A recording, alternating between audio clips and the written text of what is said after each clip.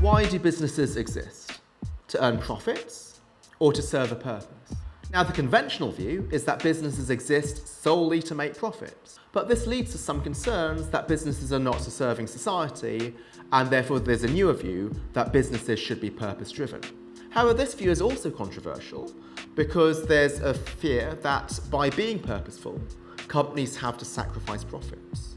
And it goes far beyond just having a purpose statement, but embedding this in the heart of how a business is run, how it tracks metrics, and how it communicates externally. Let's take the pharmaceuticals industry. People are often concerned that pharmaceuticals companies make huge profits by jacking up the prices of essential medicines that people can't do without. But take George Merck, the former president of Merck Pharmaceuticals. His goal was to use science to save people's lives. After discovering penicillin, he gave the secrets of how to make penicillin away for free, even to his main competitors. Why?